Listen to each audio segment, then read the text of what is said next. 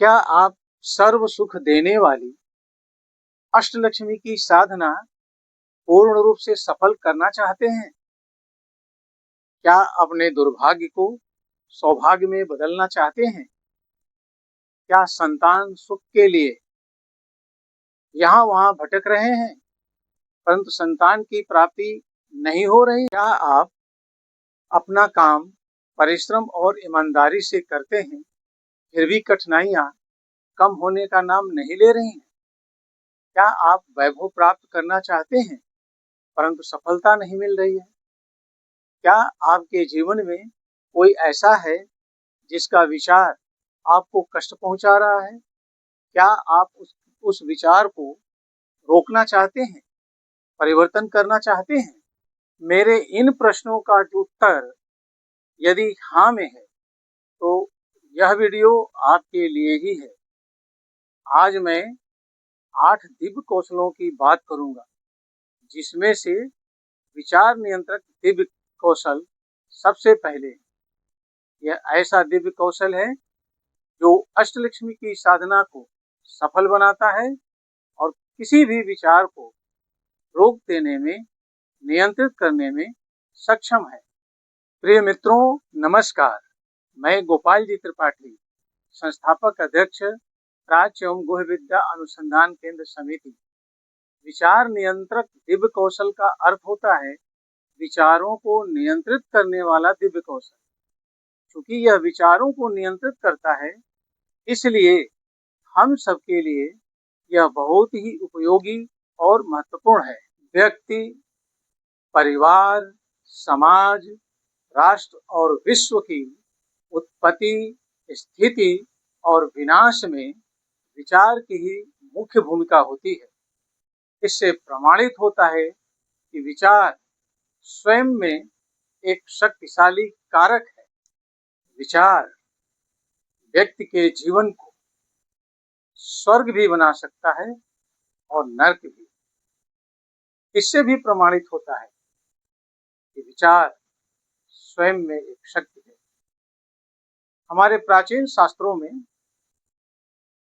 यह उल्लेख मिलता है कि ब्रह्मांड की उत्पत्ति परमपिता परमेश्वर की वाणी से हुई, उसके एक उद्घोष से हुई।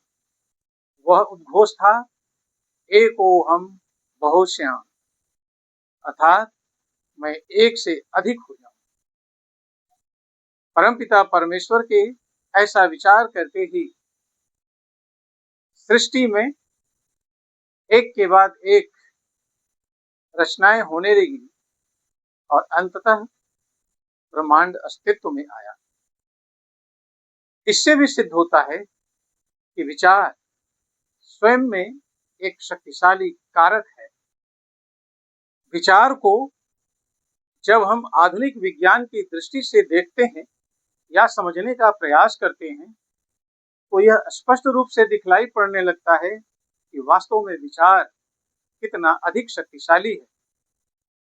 जब हमारे मस्तिष्क में कोई सोच उत्पन्न होती है या कोई विचार उत्पन्न होता है तो मस्तिष्क में पहले से विद्यमान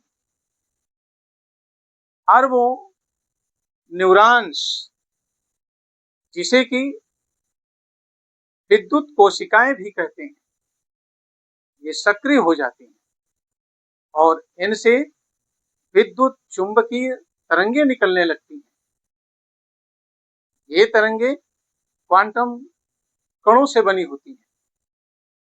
क्वांटम कणों में अत्यधिक ऊर्जा होने के कारण विद्युत चुंबकीय तरंगों में भी काफी ऊर्जा होती है। ये विद्युत चुंबकीय तरंगे आखिर विचार ही तो है। हमारा विचार ही तो विद्युत चुंबकीय तरंगों में परिवर्तित हो जाता है।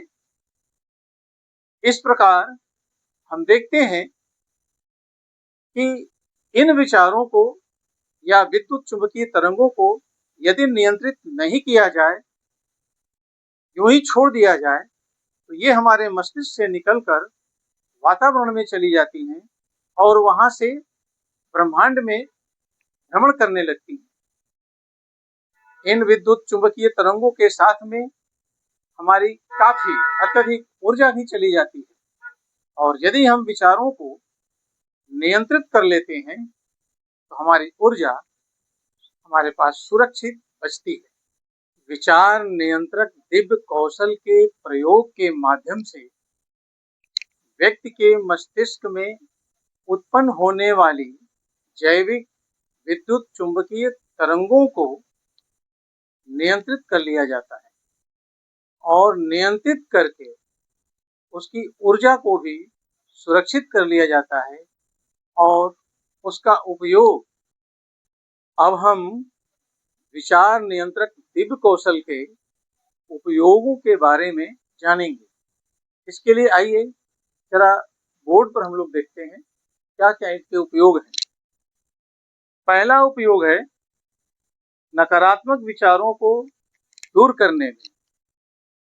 दूसरा, सकारात्मक विचारों को उत्पन्न करने में। तीसरा, वैचारिक मतभेद दूर करने में। चौथा, स्मरण शक्ति बढ़ाने में। पांचवा, महान विचारों वाली संतान उत्पन्न करने में। छठवां, व्यक्ति, परिवार, समाज, राष्ट्र और विश्व की सोच या विचार बदलने में। सनातन विज्ञान के इस प्राच्य गुह विद्या के दिव्य कौशल का दूसरा भाग आपको अगले वीडियो में देखने को मिलेगा। तब तक आप हमारी शोध से जुड़े रहने के लिए चैनल से जुड़िए। इसके लिए आपको बहुत बहुत धन्यवाद। जय श्री आद्या।